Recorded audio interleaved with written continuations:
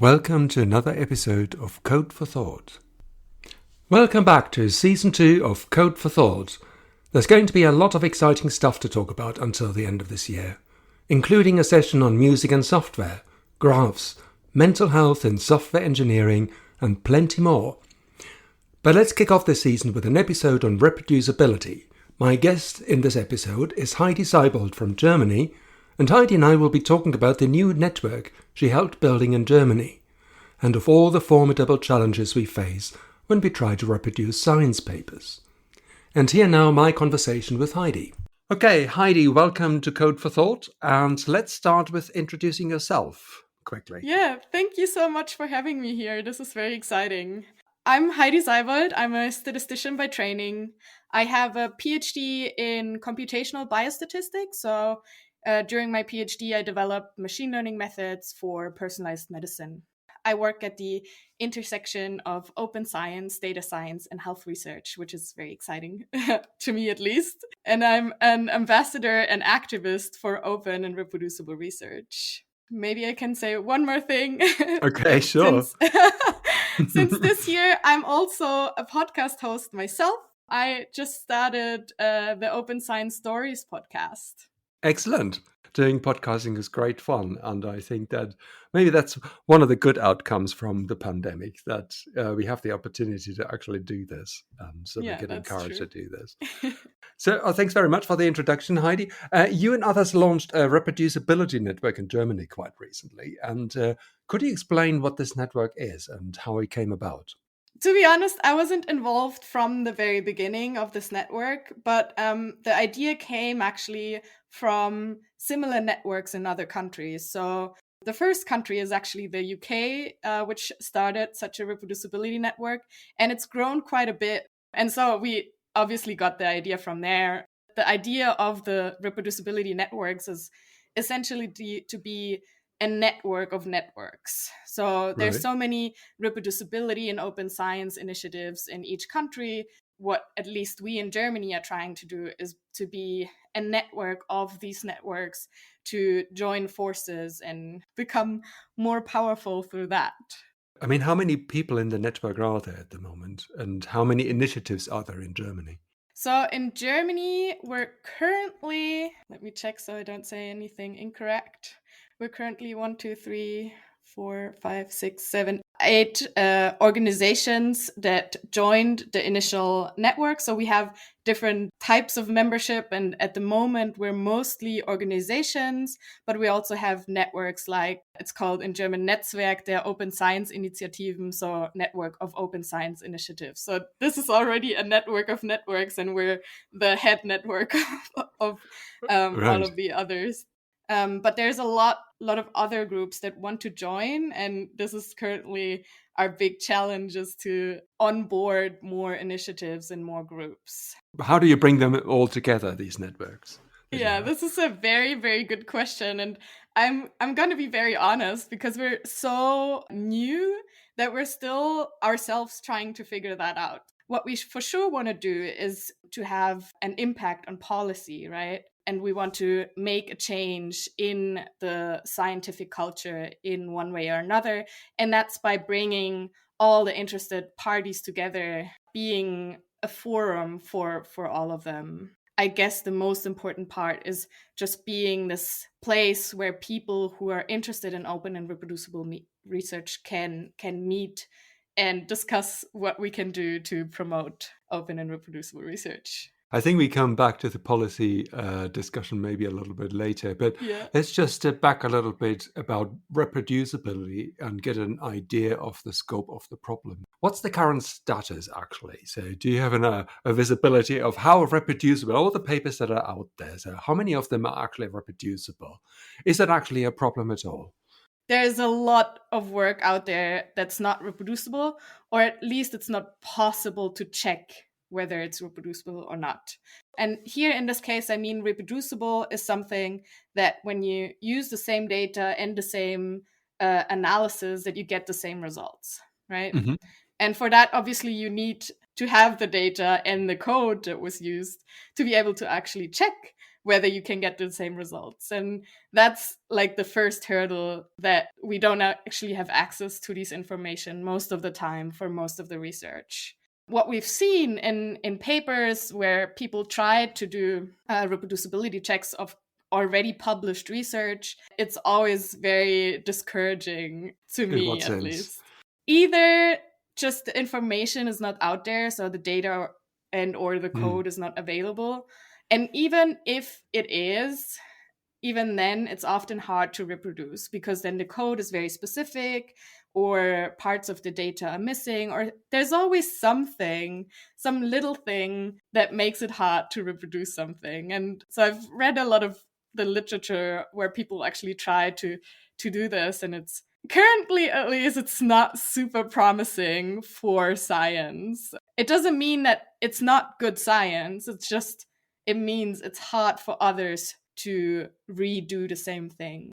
Why do we bother about reproducibility at all? Because after all, we have peer reviews, right? You go to a journal like Science Direct or Springer, and you submit your journal, you submit your scientific article, you supply all the data that goes into the paper, at least, and then it goes out to peers for it to be reviewed. So why does reproducibility actually matter?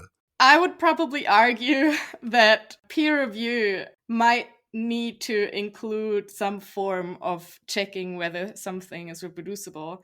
Because what is peer review about? It's about checking whether the work of others is good enough. Yeah, so that others can build on this work, right? How can I assess whether that's the case? And in my opinion, I can only do that if I really understand what people did. Usually when we look at method sections and papers, they're like just a little tiny section. And what was done is so much bigger and so much more complex than this tiny text that we get in the paper. And some of the journals are already doing this. We need to maybe incorporate some form, at least, of reproducibility checks already during peer review or during editing. This shouldn't be a thing that we check after it was published, but it should maybe be rather something that we check before it gets published as a prerequisite. And I know that this is a big thing to ask, actually, because I know from personal experience that this is a lot of work. So I'm doing that for a journal, actually. How do we actually go about reproducing the data? So, for instance, in the UK, there is something called the ReproHack events, and that's quite impressive. But even if we assume that every single paper that we look at in ReproHacks is reproducible, it's just a tiny fraction, it's just a tip of the iceberg of all the things that actually get out published. This is hardly a scalable thing, is what I'm getting at. So how can we make reproducibility scalable? Yeah, that is a very hard question. So I'm a huge fan of ReproHack. I think the work that they're doing is amazing, and they're trying to do it in a way that's actually fun for people to participate. And I've done something similar with students, and it's just like doing something like a ReproHack is also a great possibility to learn, right? It can be a really cool thing to do, especially for students or early career researchers, I think. So I'm a huge fan of ReproHack, and I can only recommend anyone to try organize one, or to participate in one, or to actually send your paper there. Actually, they checked also one of my papers, and it was very insightful what are actually the challenges for people that are not co-authors in reproducing my work, because I think a lot about this, but it's not perfect. So getting to your question, actually, of how can we scale, I think we need to start small and take small steps, and one step at a time. One initiative that I've been following is called CodeCheck, and that's Right. been started by Stephen Eglin and Daniel Nust. What they're doing is they're saying, okay, first of all, what we need to do is we need to actually check whether code can just run and produce outputs without errors. And that's like step one, right? Because that's often already a step that's failing, because on a different computer, something just doesn't work anymore. And so I think we need to take small steps, and they're actually trying to build a network of code checkers that can then help journals to do this first simple step. Also, what we can do to scale this is to really move these tasks towards the journals. I would say, again, from my own experience, since I'm doing reproducibility checks for the Journal of Statistical Software, and there we have a policy that says at time of publication, the paper must be reproducible. And that's fairly easy for the kind of problem that we're looking at, because we're looking at examples that show how the software works. And so in this case, the software should actually just work and produce exactly the same results. This is something that if you want to build a journal that really cares about good quality, not about hype, not about impact factor, but about actual quality, you should start thinking about having people who do reproducibility checks for your journal. And then it's also easier to scale, because then each journal just looks at the reproducibility of their papers that they want to publish. I think there are a couple of things that I would like to discuss a bit further. One of which is the magic word you just said, policies. And then there's the other one, impact. Because as you quite rightly say, a lot of the output that is being generated is for impact analysis, right? So this is how universities get their funding. How much impact do the papers have that they publish, or the researchers in particular, right? So how can we break into this? How do we get out of the cycle that we just focus on impact only? And how does the network that you created there help in this? This is my personal opinion for now, because I don't really know what if we have an opinion as the network, as a reproducibility network. There's definitely different levels at which we can make change. So I know from my own experience that, so I talk a lot about reproducibility in open science to people, and especially to PhD students. My feeling is that for early career researchers, it's just super natural that reproducibility is something that we want. And then there's the hiring level at the different institutions that can decide, well, we hire people that care about reproducible research. How can you do that? For example, if you write a job posting, you can just say, hey, in your application letter, can you just briefly state your opinion on open and reproducible research, or something like this? And universities are doing that already. So there's actually a folder in the open science framework where people are collecting job postings that mention open science. And open science and reproducible research are not the same thing, but they're closely connected. And people can make a change by writing job postings like that, because then our mindset as researchers automatically shifts. Then we think, oh, I'll have easier access to jobs if I actually care about this. So it's about incentives. And then there's another level where we can play with incentives, for example, is on the funding level, right? If funders say, hey, we care about this, we would actually ask you to always publish your data and code as far as possible, of course, then things would automatically change. And there's actually some funders who say, well, you have to pay some money back if you don't publish your stuff.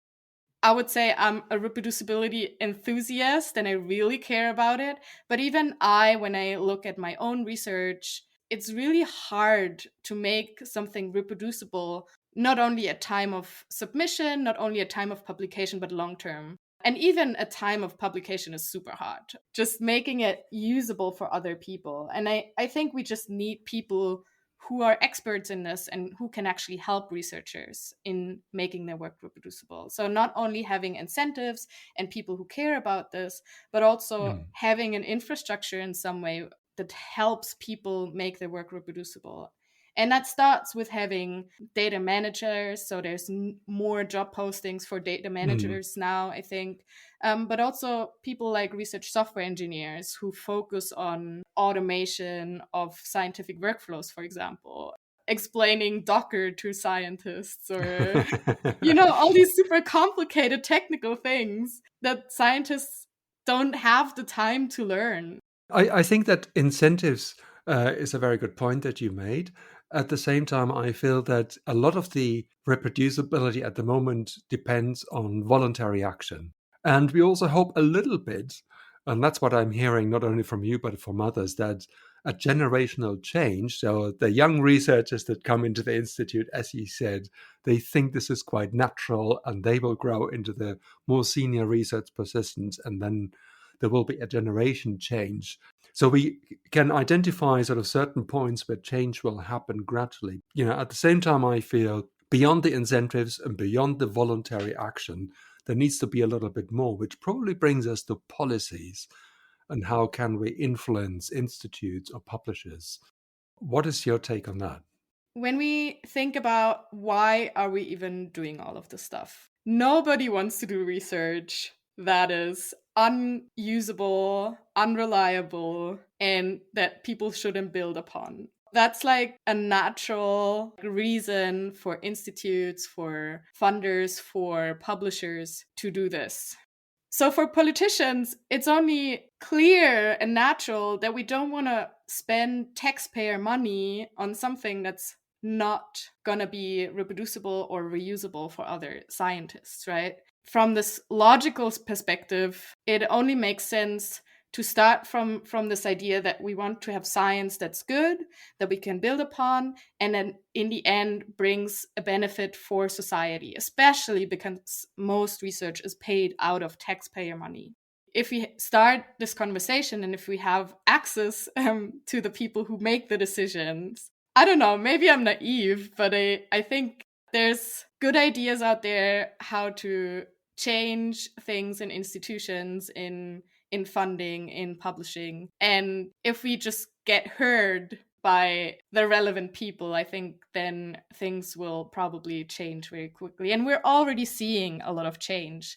Okay. People are already discussing a lot. We see in the European Union, EU funding, for example, is more and more focused on open science and is demanding more and more open access, not only to papers, but also to data and code. And for data, I always say, if possible, because I know a lot of people will now be screaming and saying, but I work with patient data and it's not possible. There's reasons why it's not possible. And I think data privacy is also super important. But there's also a lot of research where it's super easy to publish the code. And even in situations where we have personal data, there's options to at least like simulate from the data, for example, and make that available so that at least people can redo the analysis, even if not with the original data. Okay, so we need to influence the key people. How does the reproducibility network that you created in Germany help with that? So how do you see that evolving? Are you actually in touch with politicians or institution heads or publishers in that respect? That's a good question. So since we're so young and so new, so we just started a few weeks ago, actually, we're not that far yet. But we've seen this, I think, in the UK and in other countries. If you have a good network of people and of many people and of many initiatives, then automatically by the size of it, you will get heard more easily. Because if you're a small open science initiative, for example, it's hard to get your voice out. But if you're a network of networks and there's institutions involved, like Helmholtz, for example, then it just immediately has this very flare of importance. I think then you can make your voice heard much more easily. That's one of the things that we're trying to accomplish with this network of networks. The other thing that I wanted to touch on is sustainability. And I had a conversation with someone else recently about that very issue.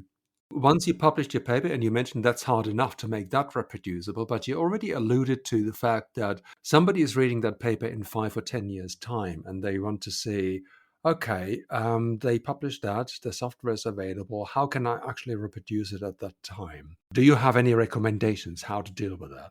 Yeah, this is a super, super difficult problem. First of all, with just mere storage of the things, right? If you have big data sets, for example, and you need to find a space where you can host that for, 20 or 50 years, that's already a challenge because most repositories don't give you the information how long they will be available. For most of the spaces where you can upload your data, I think this is already the first hurdle, right?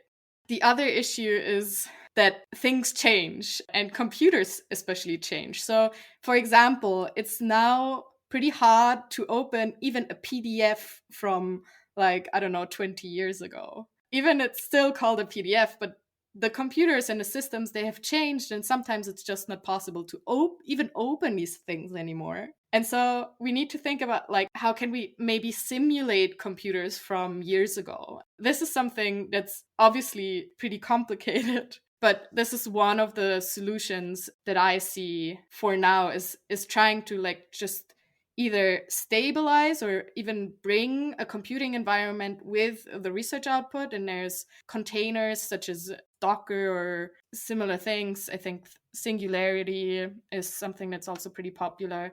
When I think about Docker, I think about a little computer that's inside my computer and it's like stable over time. But then, of course, do I know? Yeah, do I even know if Docker will exist in 20 years? I have no idea. And so this is a really complicated issue. I think this is something that we, as a research community, really need to start thinking about. On the other hand, it's also a question of, does all research really need to be still reproducible in 20 years? That's kind of a difficult question to ask, because that would mean we need to assess the impact of a particular paper as a research output and project it to what is the potential impact of a paper in 20 years' time. It may be totally insignificant now, but somebody picks it up. Oh, God, this is really revolutionizing everything. And here you go. And then there's something that doesn't actually run anymore. But I think the sustainability of any kind of software or data beyond the medium-term future is probably a very hard question, because, as you rightly say, we don't know if Docker exists. We don't know if all the cloud solutions exist in 20 years' time. But I think that goes probably well beyond the science question, because what's going to happen to my photos in 20 years' time? What is happening to all these data? And that, I guess, is the benefit of having paper output, because you can put it on a shelf somewhere and it sits quite happily, and it doesn't, well, it does decay, but not as fast, maybe. So maybe one initiative that I can mention here, or it's called Software Heritage. They're actually trying to store the source code or archive the source code of essentially all software. Since source code it's just text, it's reasonably easy to store in comparison to many other things like data, for example. And they're just trying to store it all or archive it all. And so this is a very cool initiative that people should check out if they're interested in this long-term sustainability, at least of like source code. I think there's also a slightly more complication to it. So we talked about so much about papers being published in journals where there's a peer review, but increasingly a number of papers are actually getting published on preprint servers where there's no peer review, like arXiv. How can we incorporate a reproducibility into that, do you think? One thing that's been done, or that happened recently actually, is you can now have code, at least on arXiv, you can have code with your paper. You can, of course, for any other platform, you can, of course, also store your code and data in some repository and link to it from the paper. Preprint servers are there to like put your work out there before it goes through the whole review process. They're there to be discussed and to be seen, but not to be taken as something that can be trusted for sure. This is maybe a step too far for now to ask for reproducibility checks on preprint servers. No, I'm just simply asking because during the COVID crisis, for instance, a number of papers actually got published first on preprint servers, and they were taken seriously. I was wondering whether, I mean, obviously there was a high pressure, for getting, like, for instance, results from vaccine trials out there. Maybe we should introduce that at that stage too. But as you say, it's probably one step at a time. There was a very prominent case actually in Germany where this was an issue, where a preprint was taken up by journalists and made super big, and then it turned out, well, this is only a preprint, it's still under discussion. There was this big discussion about it, and I think that's actually a good thing to just say, hey, in science, what we do is we share our work even before it's peer reviewed. We just need to tell the journalists the way it is. I think that was actually something that was, annoying at the moment when it happened, and there was like this huge discussion in Germany. But in the end, I think society learned something about science and how it works, and I think that was, in the end, a good thing. We're coming close to the end now of the podcast, but I think there was one thing that I would like to at least touch on: open science. We can only reproduce code that is actually made public, but very often, you touched on that already, their clinical data, the pharmaceutical companies, they may not want to publish their data. How open can science actually be, and how much reproducibility can we actually expect? And what can we do in cases, as a follow-up question, where companies or universities can't disclose the data for various different reasons? What do we do there? I think for a lot of the research, everything can be made open. So if you're doing research on, I don't know, cells, there's no reason why you shouldn't publish it, especially and most of all if you're paid, if your salary is paid by tax money and if your project is paid by tax money. The discussion about when something should not be made available is very important as well, because I think data privacy is something that should be taken very seriously. And I, for example, would never upload my genetic data to the internet. And I wouldn't want any researcher to do that. If I give my genetic data to research, I would want them to keep it for research purposes only within a certain project or a certain area of research, at least. I think this is a very important discussion to have, especially for personal data of people. The field that I work in is health research, so medical research, and there we almost always have this question. In some cases, people are willing to give their data to something bigger than just a certain project. These scenarios where people will sign something that says, okay, I'm okay with this being made available. But even if people say, I don't want this to be public to anyone, they might agree to make it available to other research projects. And in this case, what I think is a really nice solution is to have a website with the information about what data you have, under which circumstances you will make it available. And then people can apply to be allowed to work with the data. And this is already being done in practice, and again, takes a lot of work, but it takes less work than collecting a new data set, having to find new participants and stuff like this. So I think this is a good solution. In the very case of pharma industry, we're talking about something that's highly regulated. I have no clear evidence about this, but probably pharma industry research is one of the most reproducible types of research there are, because it's so highly regulated. They think so much about how they do their processes. Yeah, there's just so many rules around this that I think this is not the corner of research we need to worry about most. If we have other projects that are funded by companies or that are done within companies, where the companies have a direct interest of the results and don't want to give it out, I think that's okay as well. What I don't like very much if they're then also publishing papers for the public, people just don't know what to do with these results, because they can't really know what they did. Well, thanks very much. I think you've got your work cut out in the research network, in the reproducibility network in Germany. So I think it's, there's going to be a few interesting years. If people want to get in touch with you, how do they do that? Yeah, so they can just go to a website. Our website is reproducibilitynetwork.de, so DE for Deutschland. And there they find all the information about who we are and how to get in touch, and also how to join the network. So if you're a institution, a group, an initiative in Germany, or which has connections to Germany, and you're interested in joining, then you'll find information there as well. And we're also on Twitter. Oh, brilliant. Okay. Yeah. You can give us a Twitter handle as well then? Yeah, that's @GermanRepro. Well, if you happen to live in Germany and are interested in reproducibility, please do get in touch with Heidi and her colleagues. As for next episode, I have two exciting guests, Benjamin Steer and Gabor Saunas, who will be talking to me about graphs, and I hope to see you then. Until then, goodbye.